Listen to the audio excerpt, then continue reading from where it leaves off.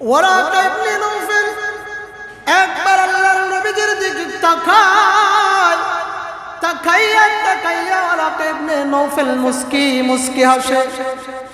আরেকবার চোখ বন্ধ করে ওয়ারাকা ইবনে নওফল কি জানি খুঁজতেছে। আম্মা জান খাদিজাতুল কুবরা রাদিয়াল্লাহু তাআলা আনহাকে ডেকে ডেকে বলেন, ও খাদিজা শুনো, আমি ওয়ারাকা ইবনে নওফল তোমার স্বামীর সুন্দর চেহারার দিকে তাকাইয়া আমি মুস্কি মুস্কি হাসি। আর একবার চোখ বন্ধ করে দেখতেছ আমি কি যেন তালাশ করি। খাদিজা শুনো, আমি তোমার চেহারার স্বামীর সুন্দর চেহারার দিকে তাকাই একবার, আর আমি চোখ বন্ধ করে করে তাওরাত কিতাবের মধ্যে যে আখিরি জামানার নবী, শেষ জামানার নবী, আখিরি পয়গম্বর যিনি হবেন, উনি কোন বংশে জন্মগ্রহণ করবেন, উনার বাবার নাম কি হবে, উনার মায়ের নাম কি হবে, উনার চেহারা সুরত কেমন হবে, এটা আমাদের তাওরাত কিতাবের মধ্যে লেখা আছে। আমি দেখেছি তাওরাত কিতাবের বর্ণনা অনুযায়ী তোমার স্বামীর মধ্যে সব কিছু মিল আছে। ওয়ানাশহাদু আন্না সাইয়্যিদানা ওয়া সানাদানা ওয়া হাবিবানা ওয়া মাওলানা মুহাম্মাদান আবদুহু ওয়া রাসূলুহু الذي أرسل إلى الناس كافة بشيرا ونذيرا وداعيا إلى الله بإذنه وسراجا منيرا. أما بعد فأعوذ بالله من الشيطان الرجيم. بسم الله الرحمن الرحيم. اقرأ باسم ربك الذي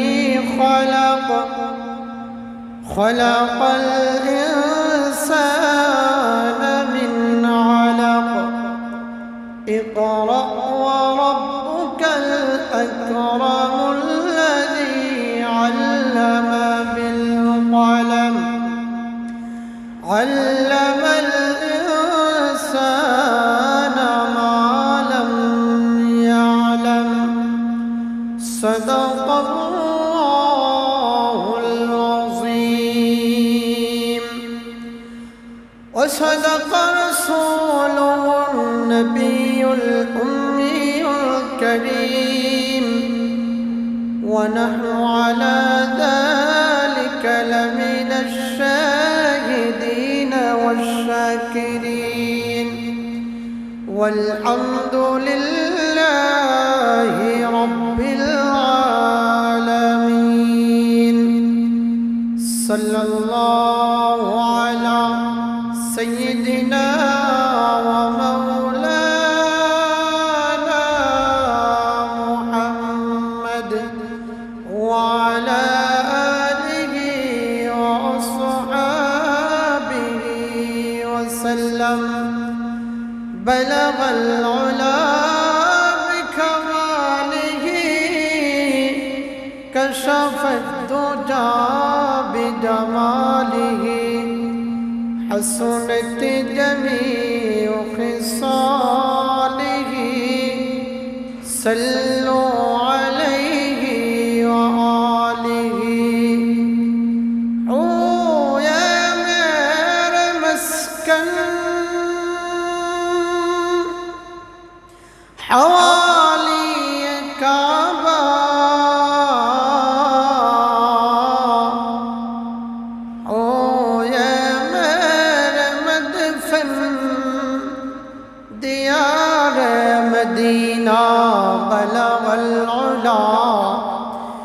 بكماله كشف الدجى بجماله حسنت جميع خصاله صلوا عليه وآله لا إله إلا الله আওয়াজ মাইকো বসতে মাইকের মাস্টারটা কমাই দাও ইলাহা ইল্লাল্লাহ লা ইলাহা ও লা ইলাহা ইল্লাল্লাহ লা ইলাহা লা ইলাহা ইল্লাল্লাহ মুহাম্মাদুর রাসূলুল্লাহ সবাই জবান খুলে পড়ি সাল্লাল্লাহু আলাইহি ওয়াসাল্লাম মুআজ্জাজ মুকাররম সম্মানিত মুসল্লিয়ান কিরাম সর্বপ্রথম সে মহামনিব রব্বে কারিমের দরবারে অন্তরের গভীর থেকে লাখো কোটির শুকরিয়া জ্ঞাপন করছি যে আল্লাহ জাল্লা শানু আমাদেরকে মায়া করে দয়া করে আল্লাহ তাআলার ঘর মসজিদে জুমার নামাজের নিয়তে আসার বসার পূর্বক্ষণে কিছু আলোচনা শোনার তৌফিক দান করেছেন সেজন্য সে মহামনিবের দরবারে শুকরিয়া জ্ঞাপন করি আলহামদুলিল্লাহ। আমাদের এই মাহে রবিউল আউয়াল মাস যেই মাসকে ফজিলতপূর্ণ করেছিলেন আল্লাহ নবী সাল্লাল্লাহু আলাইহি ওয়াসাল্লাম দুনিয়াতে আগমন করে এই নবীজির সিরাত সম্পর্কে নবীজির জীবনী সম্পর্কে আমাদের আলোচনা চলতেছিল। আমরা গত 2 থেকে 3 জুমায় নবীজির জন্ম থেকে নিয়ে ধারাবাহিক আলোচনা করতেছিলাম। গত জুমায় নবীজির কবলান নবুয়া পর্যন্ত আমরা আলোচনা করেছিলাম। আজকে আমরা আলোচনা করব নবীজির কবলান নবুয়া বাদান নবুয়া, নবীজির নবী হওয়ার পরে এবং আগের মধ্যবর্তী কিছু ইতিহাস সম্পর্কে। আমি আপনাদের সামনে মহাগ্রন্থ আল কোরআনুল কারীমের মধ্যে সর্বপ্রথম যে সূরাটি নাজিল হয়েছিল ইকরা বিসমি রাব্বিকাল্লাযী খলাক, এই সূরাটি আপনাদের সামনে তেলাওয়াত করেছি। নবী করিম সাল্লাল্লাহু আলাইহি ওয়াসাল্লাম হেরা গুহার মধ্যে, যেটাকে জবালে নূর বলা হয়, লাগাতার একাধারে 40 দিন পর্যন্ত ধ্যানে মগ্ন ছিলেন।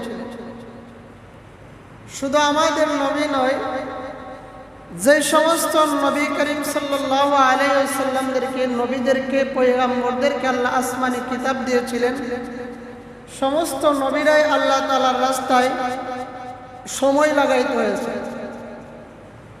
মুসা আলাইহিস সালাম যখন তাওরাত কিতাব আনবেন, তুর পাহাড়ে গেলেন, তাওরাত আনার জন্য আল্লাহ বলেন, ও নবী মুসা, এই তাওরাত নেওয়ার আগে কিছু সময় আল্লাহর রাস্তায় কি দিতে হবে।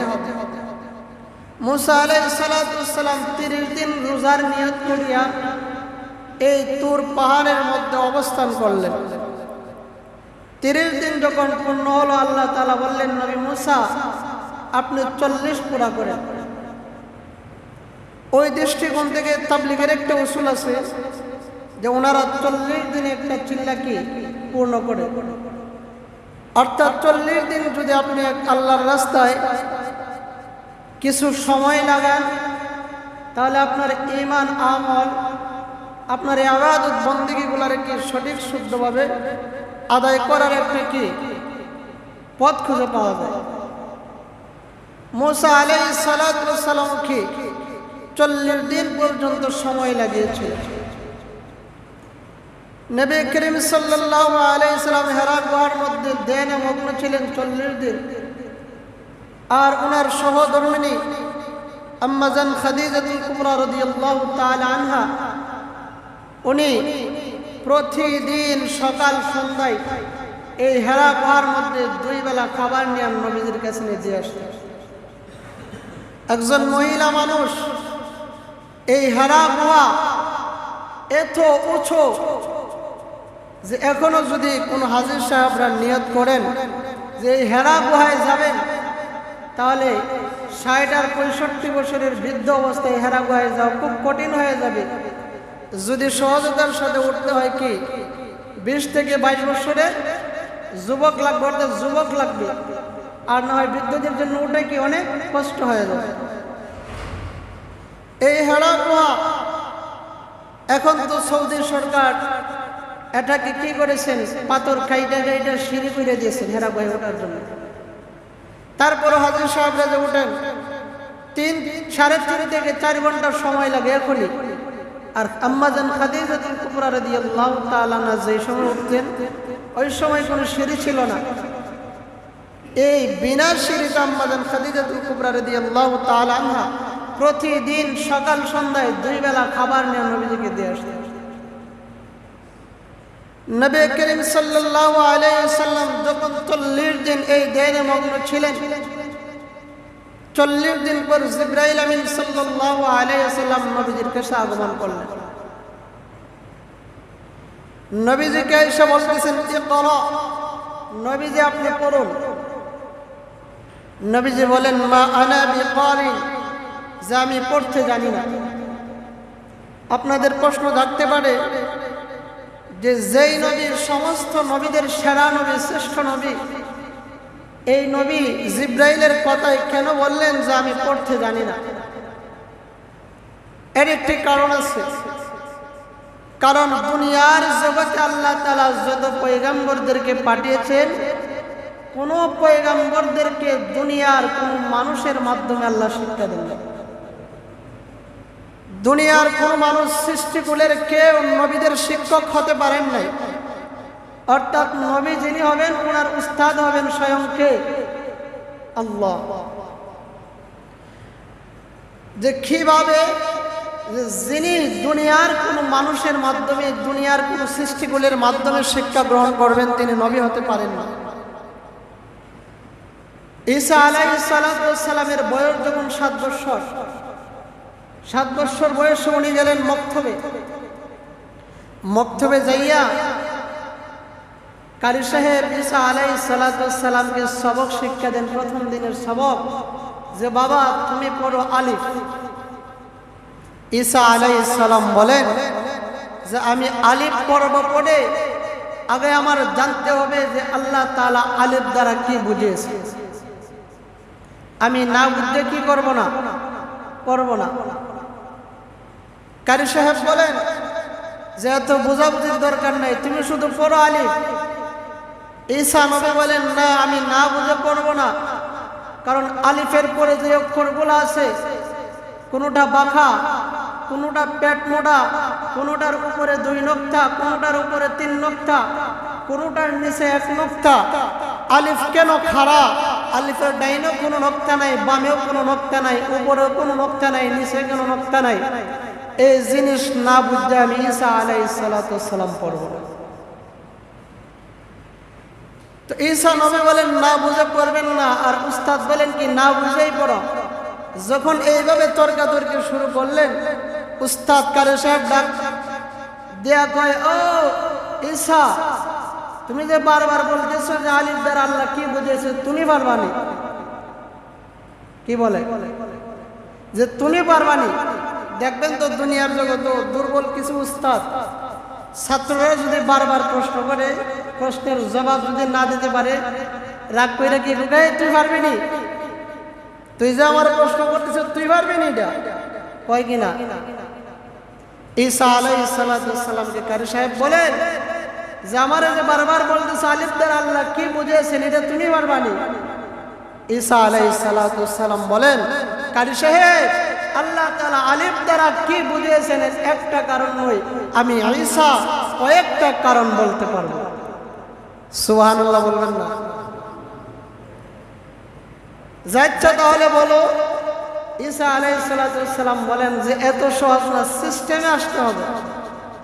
যে সিস্টেম কিভাবে? কয় আপনি ছাত্র হতে হবে আর আমি ঈসাকে শিক্ষক বানাতে হবে। বাবা এটা কিভাবে হবে? আমি তোমাকে কিভাবে শিক্ষক বানাবো? ঈসা আলাইহিস সালাম বলেন যে আমি যেই জায়গায় আছি আপনি সেই জায়গায় আসেন আর আপনার জায়গায় নিয়ে আমাকে বসান। ঈসা আলাইহিস সালাতু ওয়াস সালাম কারি সাহেবের জায়গায় গিয়ে বসলেন। বৈশা বলেন, আঙ্গুল সোজা করে বলেন, ও কারি সাহেব, আল্লাহ তাআলা আলিফ দ্বারা বুঝিয়েছেন ওয়াহদানিয়ত, অর্থাৎ আল্লাহ তাআলা এক। অন্যান্য হরফগুলোর ডাইনে বামের সামনে সব দিক দিয়ে নক্তা আছে, আলিফের ডাইনেও কোনো নক্তা নাই, বামেও কোনো নক্তা নাই। আল্লাহ বুঝাতে চাইছেন লা শরীক, আমার আল্লাহর সাথে কারো কোনো শরীক নাই। এ মুসলমানেরা, তোমরা যখন নাকি কোরআন পড়বে, কোরআন পড়ার আগে তোমাদের অন্তরকে পরিষ্কার করে নিতে হবে যে আমি আল্লাহ তাআলা এক, আমি আল্লাহ তাআলা লা শরীক, আমি আল্লাহ তাআলার কোনো শরীক নাই। সুবহানাল্লাহ বলবেন। কারি সাহেব বলে, বাবা তুমি শুধু আমার উস্তাদ নয়, তুমি এই জাতির তামাম দুনিয়ার উস্তাদ। আমাদের নবী যখন নাকি হেরা গুহার মধ্যে জিব্রাইল যখন বলেন যে নবী পড়ুন, নবী বলেন মা আনা বিকারিন, আমি পড়তে জানি না।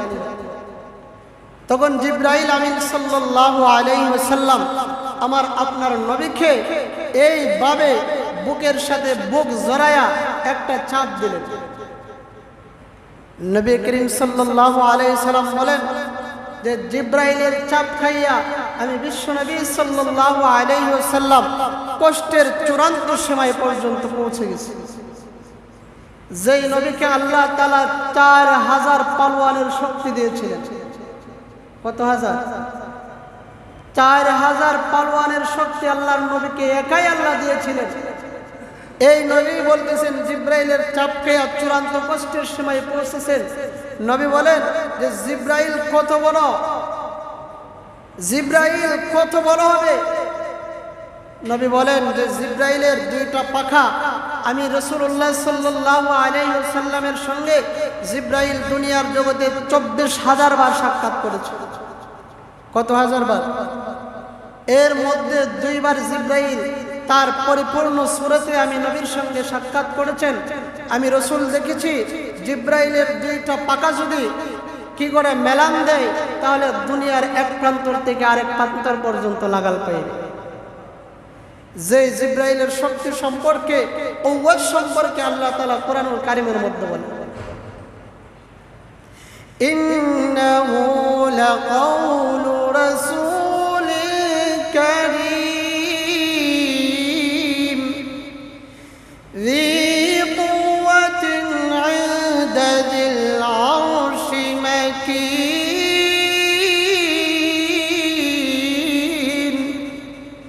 আল্লাহ বলেন আরশের মালিকের নিকট, আরশে আজিমের মালিকের নিকট জিব্রাইল বড় কুওয়াত ওয়ালা, বড় শক্তিশালী একজন ফেরেশতা। জিব্রাইল যখন নাকি এইভাবে নবী করিম সাল্লাল্লাহু আলাইহি ওয়াসাল্লামকে একবার, দুইবার, তিনবার ইকরা নবী পড়েন, এই যখন নাকি বলেন, কিন্তু কি করেন না নবীজি, পড়েন না। নবী বলেন মা আনা বিকারিন, আমি কি করতে জানি না, পড়তে জানি না। কারণ যদি পড়তে জানতেন, দুনিয়ার কোনো মানুষের মাধ্যমে আল্লাহ তাআলা নবীদেরকে শিক্ষা দেন নাই, যদি দুনিয়ার মানুষের মাধ্যমে শিক্ষা নিতেন তাহলে তিনি কি হতে পারতেন না, নবী হতে পারতেন না।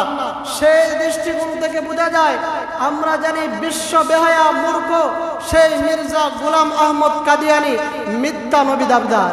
কি বলেন? এই যে গোলাম আহমদ কাদিয়ানি একটা সম্প্রদায় আছে, সে বলে আমাদের নবী নাকি আখিরি নবী না, আমাদের নবী নাকি সর্বশেষ নবী না, মির্জা গোলাম আহমদ কাদিয়ানি নাকি সর্বশেষ নবী। নাউজুবিল্লাহ বলে। যদি মির্জা গোলাম আহমদ কাদিয়ানি যদি নবী হইতো, আল্লাহ বলেছেন নবী যিনি হবেন তিনি একমাত্র আল্লাহ তাআলার মাধ্যমে শিক্ষা গ্রহণ করবেন, দুনিয়ার কোন মানুষের মাধ্যমে তিনি শিক্ষা গ্রহণ করবেন না। আমরা জানি মির্জা গোলাম আহমদ কাদিয়ানি যে নাকি 3 বার মেট্রিক পরীক্ষা দিয়ে ফেল করেছে। কয়বার? 3 বার মেট্রিক পরীক্ষায় ফেল করেছে এই লোকগুলি নবী। তো নবী করিম সাল্লাল্লাহু আলাইহি ওয়াসাল্লামকে জিব্রাইল শুধু মনে মনে বলেন ইকরা, নবী পড়েন। একবার, দুইবার, তিনবার বলার পরে নবী বলেন মা আনা বিকারিন, আমি পড়তে জানি না। নবী বলেন আমি কার নামের পড়া পড়ব, যার নামের পড়া পড়ব উনার পরিচয় না যাই না, আমি কি করব না, পড়ব না। তখন জিব্রাইল বলেন ইকরা বিসমি রাব্বিক الذي خلق خلق الإنسان من علق اقرأ وربك الأكرم الذي علم بالقلم علم الإنسان ما لم يعلم اقرأ باسم ربك الذي خلق যখন জিবরাইল বললেন যে পড়ুন আপনার প্রভুর নামে, ওই সত্তার নামে যে সত্তা আপনাকে সৃষ্টি করেছেন। সুবহানাল্লাহ। তখন নবী করিম সাল্লাল্লাহু আলাইহি সাল্লাম বলেন, আচ্ছা এটা আমার প্রভুর নামের পড়া, আমার বন্ধুর নামের পড়া। এইভাবে নবী করিম সাল্লাল্লাহু আলাইহি সাল্লাম 5টি আয়াত পড়তে আরম্ভ করলেন। এই নবী করিম সাল্লাল্লাহু আলাইহি সাল্লাম যখন 5টি আয়াত শেষ করলেন, জিবরাইল তখন চলে গেলেন। আল্লাহ তাআলা নবী করিম সাল্লাল্লাহু আলাইহি সাল্লামকে বলেন, ও নবী, এবার আপনি আপনার গোত্রে যান, মক্কার বেঈমান কাফিরদেরকে যাইয়া বলেন যে আমি আল্লাহ আপনাকে নবুয়তি দিয়েছি। আপনি গিয়ে বলেন যে আমি বিশ্ব নবী মুহাম্মদুর রাসূলুল্লাহ, আমি নবী, আর আমি এক আল্লাহর দাওয়াত, এক কালিমার দাওয়াত দেন, লা ইলাহা ইল্লাল্লাহু মুহাম্মাদুর রাসূলুল্লাহ। আল্লাহ নবী বলেন, আমি যেই মাত্র নাকি এই হেরা গুহা থেকে আমি আমার মক্কায় চলে যাব, যাওয়ার সময় আমি দেখি পাহাড়ের গাছগুলি আমার মাথা নোয়াইয়া নোয়াইয়া আমার সালাম দে, আসসালাতু ওয়াসসালামু আলাইকা ইয়া রাসূলুল্লাহ, আসসালাতু ওয়াসসালামু আলাইকা ইয়া নবী আল্লাহ। নবী বলেন, আমি পাহাড়ের পাথরের কাছ থেকে আওয়াজ শুনতে পাই, পাহাড়ের পাথরগুলা পর্যন্ত বলে আসসালাতু ওয়াসসালামু আলাইকা ইয়া নবী আল্লাহ। নবী বলেন, আমি চতুর্দিক থেকে আওয়াজ শুনতে পাই। আওয়াজ শুনে নবীজি হুজরা মুবারক আয়েশা বিবি হযরত খাদিজাতুল কুবরা রাদিয়াল্লাহু তাআলা আনহাকে বলেন, খাদিজা শুনো, আজকে হেরা গুহার মধ্যে কে যেন আয়েশা আমার সঙ্গে সাক্ষাৎ করেছে, তার বুকের সঙ্গে আমার একটা বুক যেন চাপ দিয়েছে। খাদিজা শুনো, আমি এত পরিমাণ কষ্ট পেয়েছি, আমার মনে হয় কষ্টের চূড়ান্ত শেষ সীমায় পৌঁছে গেছি। খাদিজা মনে মনে ভাবতেছেন, মনে হয় জিনবুদের আক্রমণ নবীজির উপর হয়েছে। সেই যুগে জিনবুদের কি ছিল? আক্রমণ ছিল। আল্লাহর নবীর বিবি আম্মা জান খাদিজাতুল কুবরা রাদিয়াল্লাহু তাআলা আনহা সেই যুগের তাওরাতের বড় আলেম ওয়ারাকা ইবনে নওফেলের কাছে নিয়ে গেলেন। যে হেরা গুহার মধ্যে যে সমস্ত ঘটনাগুলি ঘটেছে, ওই ওয়ারাকা ইবনে নওফেলের কাছে সমস্ত ঘটনাগুলো বলেছে। ওয়ারাকা ইবনে নওফেল একবার আল্লাহর নবীজির দিকে তাকায়, তাকাইয়া তাকাইয়া ওয়ারাকা ইবনে নওফেল মুস্কি মুস্কি হাসে। আরেকবার চোখ বন্ধ করে ওয়ারাকা ইবনে নওফেল কি জানি খুঁজতেছে। আম্মা জান খাদিজাতুল কুবরা রাদিয়াল্লাহু তাআলা আনহাকে ডেকে ডেকে বলেন, ও খাদিজা শুনো, আমি ওয়ারাকা ইবনে নওফেল তোমার স্বামীর সুন্দর চেহারার দিকে তাকাইয়া তাকাইয়া আমি মুস্কি মুস্কি আসি। আর একবার চোখ বন্ধ করে দেখতেছ আমি কি যেন তালাশ করি। খাদিজা শুনো, আমি তোমার চেহারার স্বামীর সুন্দর চেহারার দিকে তাকাই একবার, আর আমি চোখ বন্ধ করে করে তাওরাত কিতাবের মধ্যে যে আখিরি জামানার নবী, শেষ জামানার নবী, আখিরি পয়গম্বর যিনি হবেন, উনি কোন বংশে জন্মগ্রহণ করবেন, উনার বাবার নাম কি হবে, উনার মায়ের নাম কি হবে, উনার চেহারা সুরত কেমন হবে, এটা আমাদের তাওরাত কিতাবের মধ্যে লেখা আছে। আমি দেখেছি তাওরাত কিতাবের বর্ণনা অনুযায়ী তোমার স্বামীর মধ্যে সব কিছু মিল আছে। তাওরাত কিতাবে আমার আপনার নবীর গুণগান ছিল কিনা? তাওরাত কিতাবের একজন পাঠক বলেন, আমরা যেভাবে কোরআন ফজরের পরে, মাগরিবের পরে, এশারের পরে তেলাওয়াত করি, তাওরাত কিতাবের কি আহলে হকরা, তাওরাত কিতাবের দাবিদাররা, যারা তাওরাত কিতাব পেয়েছিলেন, মুসা নবীর উম্মত ইহুদি যারা ছিল, তারাও কি তাওরাত কিতাব তেলাওয়াত করে করে তারা খতম করে। তো এক তাওরাতের পাঠক, সে তাওরাত কিতাবের শুরু থেকে নিয়ে শেষ পর্যন্ত তাওরাত কিতাব তেলাওয়াত করলো, কইরা দেখে 3 জায়গার মধ্যে মুহাম্মদুর রাসূলুল্লাহর নাম লেখা আছে। সুবহানাল্লাহ বলবেন না? আমাদের নবীর নাম কি শুধু কোরআনে আছে না তাওরাত কিতাবেও আছে? তাওরাতের পাঠক বলেন, আর যেন তাওরাত কিতাবের কোথাও যেন মুহাম্মদুর রাসূলুল্লাহ নাম না পাওয়া যায়। 3 জায়গা থেকে মুহাম্মদুর রাসূলুল্লাহর নাম মুছে দিলাম। পরের বেলায় তাওরাত কিতাব খতম করে দেখেছি 6 জায়গার মধ্যে মুহাম্মদুর রাসূলুল্লাহ লেখা আছে। আর যেন কোথাও তাওরাত কিতাবে মুহাম্মদের নাম না থাকে, 6 জায়গা থেকে মুহাম্মদুর রাসূলুল্লাহর নাম মুছে দিলাম। পরের বেলায় তাওরাত খতম করে দেখি 9 জায়গার মধ্যে মুহাম্মদুর রাসূলুল্লাহ নাম লেখা। 9 জায়গার মধ্যে দেখি মুহাম্মদুর রাসূলুল্লাহ নাম মুছে দিলাম। পরের বেলায় তাওরাত উল্টাইয়া দেখি 12 জায়গার মধ্যে মুহাম্মদুর রাসূলুল্লাহ নাম লেখা। এবার আর মুসলিম আব্দুল্লাহ বিন সালাম ছিলেন তাওরাতের তখনকার জগতের বড় পণ্ডিত। ডাক ডাক আব্দুল্লাহ ইবনে সালাম, আমি তাওরাত কিতাব 3 বার খতম করেছি, চাইয়া দেখি 3 জায়গার মধ্যে মুহাম্মদুর রাসূলুল্লাহ লেখা আছে। 3 জায়গা থেকে মুহাম্মদের নাম উঠায় দিলাম। পরের বেলায় তাওরাত কিতাব উল্টায় দেখি 6 জায়গার মধ্যে মুহাম্মদের নাম লেখা আছে। আর যেন মুহাম্মদের নাম না থাকে, পরের দিন তাওরাত উল্টায় দেখি 9 জায়গার মধ্যে মুহাম্মদের নাম লেখা আছে। ও আব্দুল্লাহ ইবনে সালাম, 9 জায়গা থেকে মুহাম্মদের নাম আমি মুছে দিলাম। পরের দিন তাওরাত উল্টায় দেখি 12 জায়গার মধ্যে মুহাম্মদের নাম লেখা আছে। ব্যাপার বুঝলাম না, মুছি একবার বারে 3 বার, কারণটা কি? আব্দুল্লাহ ইবনে সালাম ডাক ডাক কয়, ও তাওরাতের পাঠক, তুমি একবার মুসার পরে 3 বার মুহাম্মদের নাম পাইছো, পরের বার মুসার পরে 6 বার মুহাম্মদের নাম পাইছো, এরপরে মুসার পরে 9 বার, এরপরে মুসার পরে 12 বার মুহাম্মদের নাম পাইছো।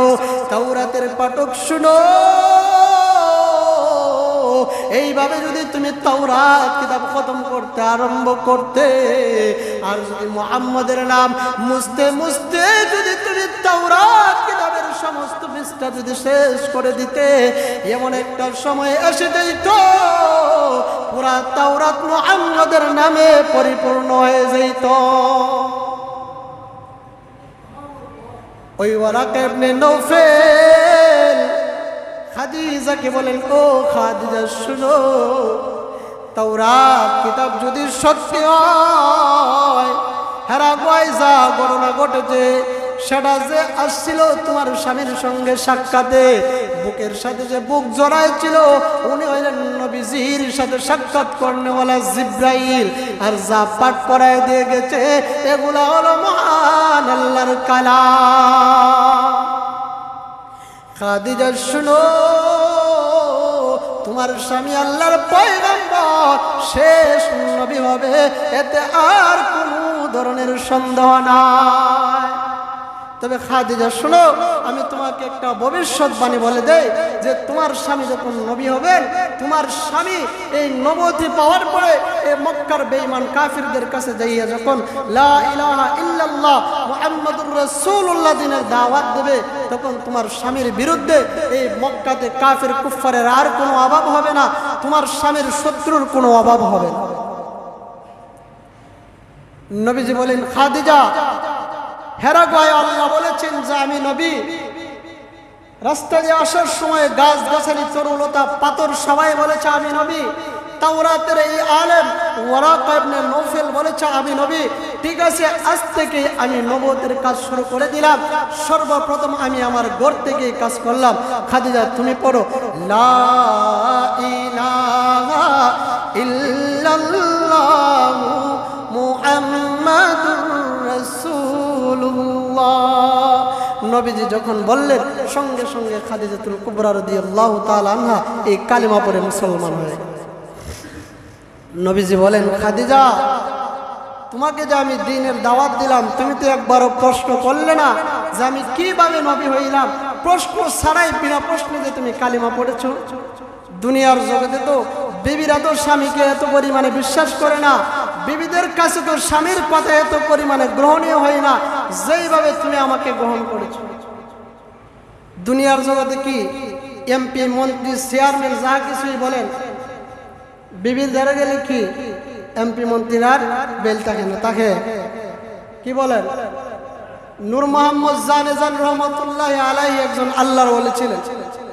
কেমন বড় ওলি যে উনি বাঘের উপর সওয়ার হইয়া সাপরে চাবুক হিসেবে কি ব্যবহার কইরা এমন কারামতিওয়ালা ওলি ছিলেন যে বাঘের উপর সওয়ার হইয়া সাপরে কি লাঠি বানাইয়া চাবুক বানাইয়া বাঘের উপর দিয়ে ছুটতেন।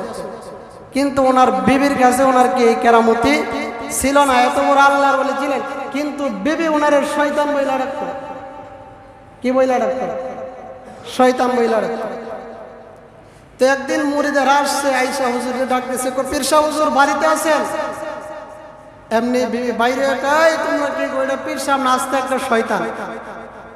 কি আস্তে একটা শয়তান। মুরিদেরা কই কি রে, এটা আবার কোন পাগলি? আমরা জানি হুজুর এত বড় পীর আল্লাহওয়ালা মানুষ, ওই হুজুর নাকি আস্তে একটা শয়তান। যাইতে যাইতে রাস্তা দিয়ে যখন হুজুরের সন্ধানে আড্ডা আরম্ভ করলো, যাইয়া হুজুরের সাথে সাক্ষাৎ হয়ে গেল। হুজুর আপনার ঘরের মধ্যে যে একটা বউ আনছেন, এটা বউ না, আস্তে একটা দাজ্জাল। এটারে কি করে দেন? তালাক দিয়ে দেন। তালাক দিলে আমার কি, আমি বউ পাইমু কই? এখন এক একজন রাজি হয়েছে, হুজুর এই বউ যদি তালাক দেন তাহলে আমার মেয়ে বিয়ে দিয়ে দিব আপনার কাছে। আর একজনে আমার বোন বিয়ে দিয়ে দিব। নূর মোহাম্মদ জানেজান রহমতুল্লাহ আলাইহি বলেন যে বাবারে এই বউ আমি ছাড়তে পারবো না, কারণ এই আমার যে জ্বালানি জ্বালায়, কারণ সে অল্প বয়স, যদি আমি ছাড়ি তাহলে আরেকটা মুসলমান ভাইয়ের কাছে যে যাইয়া সে বিয়ে বসবে, আমারে জ্বালাইতেছে, আমি এটার কষ্ট ভোগ করি, আমার আরেকজন মুসলমান ভাই যেন কি না করে, এর কষ্ট ভোগ যেন না করে। তখন উনি আইসা বাড়িতে আইসা কয়ে, পাগলি আমি যা কিছু ওই পীর আর কি, তুই আমার শয়তান ডাকস, কিন্তু এটা কি বাহিরে গিয়ে বলার দরকার আছে? আমারও তুই কি পার্সোনাল ভাবে শয়তান না, আরো যেতে ডাকি, কিন্তু পি আমার মুরিদদের কাছে এটা বলার দরকার নাই। আমি এত বড় আল্লাহর ওলি, আমি বাঘের উপরে সওয়ার হয়, সাপে চাবুক হিসাবে ব্যবহার করি, তারপরে কি তোর কাছে আমি আল্লাহর ওলি হইতে পারলাম না? বিবি কই তুমি কি জাতের আল্লাহর ওলি? কই আমি দেখছি আজকে আমাদের বাড়ির উপর দিয়ে একটু আগে একজন লোক, মনে হয় বড় একজন আল্লাহর ওলি, উনি পাখা মেলা মেলে কি আমরা বাড়ির উপর দিয়ে ওই কি উড়াই লেগেছে। যদি ওনার মতন হইতেন তাহলে না বুঝতাম যে আপনারা আল্লাহর ওলি মানতাম। নূর মোহাম্মদ জানেজান রহমতুল্লাহ আলাইহি জিজ্ঞা কই বেটাটারে চিনছো নি তুমি? কোনা লোকটারে চিনছি না। আরে পাগলি কইরা তো আমি নূর মোহাম্মদ জানেজান রহমতুল্লাহ আলাইহি। ও এর লাগে দেখছি উড়ালের সময় আপনার কমরটা একটু বাঁকা বাঁকা আসলো, তারপরে কি বহর দ্বারও ভালো হইতে পারছে না, দোষ একটা কি দর্শা আগে কোনো দোষ নাই, যখন কইছে আমিনুল মোহাম্মদ জানে যান এর লাগেই দেখছি কোমরটা কি আসলে একটু বাঁকা আছে। খাদিজাতুল কুবরাকে আল্লাহর নবী ডেকে বলেন, ও খাদিজা শুনো, দুনিয়ার বিবিরা তো স্বামীর কথা তো চালায় বিশ্বাস করে না, তোমার কালিমার দাওয়াত দিতেই তুমি গ্রহণ করেছ, আমি বুঝতে পারি নাই। আম্মা জান খাদিজা বলেন, ইয়া রাসূলুল্লাহ, ইয়া হাবিবাল্লাহ, ওগো আল্লাহর নবী, আমি খাদিজাতুল কুবরা রাদিয়াল্লাহু তাআলা আনহা বহু আগ থেকে আমি অপেক্ষার পর বলতেছি গো নবী, কোন দিন আয়েশা নবী বলবে যে খাদিজা আমি নবুয়ত প্রাপ্ত হয়েছি, আমি বিশ্ব নবী হয়ে গেছি, তুমি কালেমা গ্রহণ করো। ও নবীজি, আমি খাদিজা এই কালেমার অপেক্ষার পর এতদিন ধরে বলতেছি, যে আমি এতদিন ধরে কালেমার অপেক্ষার পর বলতেছি যে আপনি কোন দিন আয়েশা বলবেন যে আমি মুহাম্মদুর রাসূলুল্লাহ নবী হয়ে গেছি। কেমনে নবীজি জানেন? আপনার বয়স যখন 18 বছর, আপনার চাচা আবু তালিব আমি খাদিজাতুল কুবরার ঘরে কর্মরত অবস্থায় চাকরি করেন, কারণ আমি খাদিজা তো ছিলাম মক্কা নগরীর সবচাইতে ধনাঢ্য মহিলা, বংশগত মর্যাদায় খাদিজা ছিলেন উঁচু বংশের মহিলা। আপনার চাচা আবু তালিব একদিন আমি খাদিজাকে এসে বলেন, ও খাদিজা, আমার একজন ভাতিজা আছে, ভাতিজার জন্মের আগে বাবা রয়েছে, জন্মের পরে মায়ের আদর বেশি দিন পান নাই, মা দুনিয়া থেকে বিদায় নিয়ে চলে গেছেন, দাদার আদর বেশি দিন পান নাই, 8 মাস 2 বছর 10 দিন বয়সে দাদা আব্দুল মুত্তালিব দুনিয়া থেকে চলে গেছেন। ও খাদিজা শুনো, আমার ভাতিজার মা নাই, বাবা নাই, দাদা দাদি কোনো কিছু নাই। ও খাদিজা, তোমার কাছে একটা দরখাস্ত করতে চাই, যদি আমার ভাতিজা মুহাম্মদুর রাসূলুল্লাহ একটা চাকরির ব্যবস্থা নি তুমি খাদিজার করে করা যায়। খাদিজা বলেন, আবু তালিব, তোমার ভাতিজার কি পরিমাণ পড়াস, আমি খাদিজার ঘরের এই ব্যবসার দায়িত্ব যদি গ্রহণ করতে হয়, ব্যবসা বাণিজ্যের কাজে লাগাতে হয়, তোমার ভাতিজার কতটুকু পড়া আছে আগে আমার জানতে হবে। আমি আগেই বলেছি, নবী যিনি হবেন তিনি দুনিয়ার জগতের কারো কাছ থেকে কি কোনো শিক্ষা গ্রহণ করবেন না। আবু তালিব বলেন, খাদিজা, আমার ভাতিজা কোন স্কুল কলেজে যাই নাই, আমার ভাতিজার কোনো শিক্ষা নাই, যদিও দুনিয়ার জগতের কোনো শিক্ষা কোন শিক্ষকদের কাছ থেকে শিক্ষা গ্রহণ করেন নাই, কিন্তু দুনিয়ার জগতের জ্ঞানী গুণীদের জ্ঞান যেই জায়গায় শেষ, পয়গম্বরদের জ্ঞান সেই জায়গা থেকে শুরু। আম্মা জান খাদিজা বলেন, আবু তালিব শুনো, তোমার ভাতিজার বলতেছো লেখাপড়া নাই, কিন্তু তুমি আবু তালিব আমার কাছে আবদার দিয়েছো, তুমি হইছো কুরাইশ বংশের একজন সম্ভ্রান্ত বংশের মানুষ, কুরাইশ বংশের সম্মানিত একজন লোক, আর আমার ব্যবসা বাণিজ্যের বিশ্বস্ত একজন লোক তুমি আবু তালিব। ও আবু তালিব, তোমার কথার আমি প্রত্যাখ্যান করব না, যাও আগামীকাল থেকে তোমার ভাতিজা মুহাম্মদুর রাসূলুল্লাহ আমি খাদিজাতুল কুবরা রাদিয়াল্লাহু তাআলা আনহার বকরিগুলো নিয়ে মরুভূমিতে রাখালি করবে। কিন্তু নবীজি শুনুন, আপনি যখন নাকি আমার বকরিগুলা নিয়ে রাখালিতে যান, আমি খাদিজা একদিন তাকে দেখি, এই সৌদি আরবে মক্কা নগরীতে কিন্তু রৌদ্রের তাপ বেশি, রৌদ্রের এমন তাপমাত্রায় দেখতেছি, তাপের কারণে মনে হয় আপনার গায়ের এই চামড়া গুলা পাইটা মনে হয় রক্ত বের হয়ে যাবে। ওগো আল্লাহর নবী, এমন অবস্থায় আমি তাকায় দেখি আকাশ থেকে এক ঝলক মেঘ আইসা আপনি নবীজির মাথার উপরে ছায়া হয়ে দাঁড়ায় আছে, যেন আপনি নবীজির উপরে কোনো ধরনের রৌদ্রের তাপ না লাগে। ও নবী, আমি সেই দিন থেকে বুঝতে পেরেছি যে আপনি নবী, আপনি মুহাম্মদুর রাসূলুল্লাহ, এতে কোনো সন্দেহ নেই। যখন নাকি নবীজির বয়স 20 বছর উপনীত হয়ে গেল, এবার নবীজিকে খাদিজাতুল কুবরা রাদিয়াল্লাহু তাআলা আনহা ব্যবসার সমস্ত দায়িত্ব দিয়ে দিয়েছেন। এবার নবীজি আম্মাজান খাদিজাতুল কুবরার ব্যবসা বাণিজ্যের ক্যাশিয়ার। কি 2 বছরের ব্যবধানে কি হয়ে গেছেন? আগে ছিলেন কর্মচারী, এখন ব্যবসা বাণিজ্যের ক্যাশিয়ার। নবীজির বয়স নাকি 22 বছর উপনীত হয়। খাদিজা একদিন ডাক দেয়, কই নবীজি, ও আব্দুল্লাহর ছেলে মুহাম্মদ, তোমার কাছে আজকে আমি একটা দরখাস্ত করব, যদি তুমি মঞ্জুর করো আলহামদুলিল্লাহ, আর যদি মঞ্জুর না করো কথাটা তোমার কাছে আমানত হিসেবে রাখবো, দুনিয়ার কেউ যেন জানতে না পারে। ও নবীজি, আমার কথাটা শুনো। আমি খাদিজাতুল কুবরা রাদিয়াল্লাহু তাআলা আনহা এর আগে 2 জন স্বামী আমি গ্রহণ করেছি।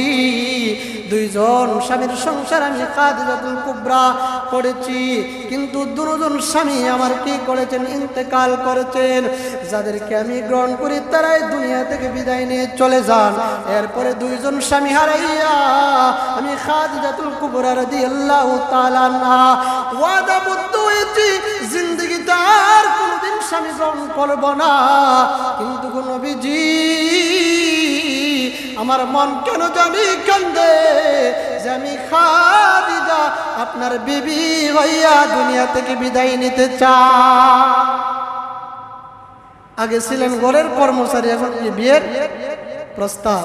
খাদিজাতুল কুবরা রাদিয়াল্লাহু তাআলা আনহা যখনই বিয়ের প্রস্তাব দিয়েছেন, নবীজি বলেন, সুন্দর প্রস্তাব দিয়েছো, ঠিক আছে, আমার একজন মুরব্বী আছে, এই মুরব্বীর কাছে আমি পরামর্শ করে কি আমার সিদ্ধান্ত দিতে হবে। যুবক ভাইয়েরা, নবীজির আদর্শ থেকে শিক্ষা নিতে হবে যে নবীজি আমাদেরকে কি আদর্শ শিক্ষা দিয়ে গেছেন। যে নবীজি বলতেছেন যে আমার একজন মুরব্বী আছে, এই মুরব্বীর সাথে পরামর্শ করে আমি বলতে হবে। যে খাদিজাতুল কুবরা ছিলেন ধনাঢ্য মহিলা, সৌন্দর্যের দিক থেকে কোনো দিক থেকেই কম ছিলেন না, একদিক দিয়ে ধনাঢ্য, আরো ছিলেন সম্ভ্রান্ত বংশের মহিলা। এরকম একটা প্রস্তাব যদি আমাদের বাংলাদেশের কোনো যুবকে যদি পাইতো, যে মেয়ে থাকে লন্ডনে, মেয়ের লন্ডনে 5 থেকে 7টা প্লট আছে, ব্যাংকে যে কয় কোটি টাকা আছে মেয়ে নিজেও জানে না, আর যদি এরকম একটা প্রস্তাব বাংলাদেশের কোনো যুবককে দিত, কি বলেন? বলতো কি, মুরব্বিরে গুল্লি মারি। মুরব্বিরে কি মারি? গুল্লি মারি। আগে বিয়া করে এরপর দেখি মুরব্বির ধারকে সমাধান করবো। নবীজি বলেন, আমার একজন মুরব্বী আছে, মুরব্বীর সাথে আমি কি করতে হবে পরামর্শ। লম্বা ইতিহাস। এক পর্যায়ে 22 বছরে নবী 40 বছরে খাদিজা বিবাহ হয়ে গেল। বয়সটা কি সমান নাকি অনেক পার্থক্য? অনেক ধরনের পার্থক্য, কিন্তু জোড়াটা মিলাই দিয়েছি আল্লাহর নবী, বিশ্ব নবী রাহমাতুল লিল আলামিন। এই যে একটা বড় মাসালা, আমরা অনেকে জানি নবীজির বয়স 25 ছিল, আসলে নবীর বয়স 25 না, নবীজির বয়স ছিল 22 বছর। তাফসীরের কিতাবে কি সঠিক টানছেন কত বছর? 22 বছর। 25 বছর আমরা যেটা জানি এটা ভুল। 25 বছর আমরা যেটা প্রচলন জানি এটা কি ভুল। নবীজির বিয়ের সময় বয়স কত ছিল? 22 বছর। তো খাদিজাতুল কুবরা রাদিয়াল্লাহু তাআলা আনহার সঙ্গে নবী করিম সাল্লাল্লাহু আলাইহি ওয়াসাল্লামের বিয়ে হয়ে গেল। এই খাদিজার গর্ভে নবীজির 4 জন কন্যা সন্তান ছিলেন আর 2 জন পুত্র সন্তান জন্ম নিয়েছিলেন। এই হলো নবী করিম সাল্লাল্লাহু আলাইহি ওয়াসাল্লামের ক্বাবলান নবুয়া কি বাদান নবুয়া, নবী হওয়ার পরের জিন্দেগি। আজ এতটুকুই থাক যে খাদিজা রাদিয়াল্লাহু তাআলা আনহার সঙ্গে নবীজির কি হয়েছে? বিবাহ হয়েছে বিবাহ পর্যন্তই থাক, আগামী জুমা থেকে বিবাহের পর থেকে আলোচনা হবে। আল্লাহ পাক রব্বুল আলামিন আমাদের সবাইকে জিন্দেগি ভর নবীজির আদর্শকে অনুসরণ করে যেন চলতে পারি, আল্লাহ তাআলা আমাদের সবাইকে সেই তৌফিক দান করুন। ওয়া আখিরু দাওয়ানা আলহামদুলিল্লাহি রাব্বিল আলামিন। যারা সুন্নত পড়েন নাই সুন্নত পড়েন।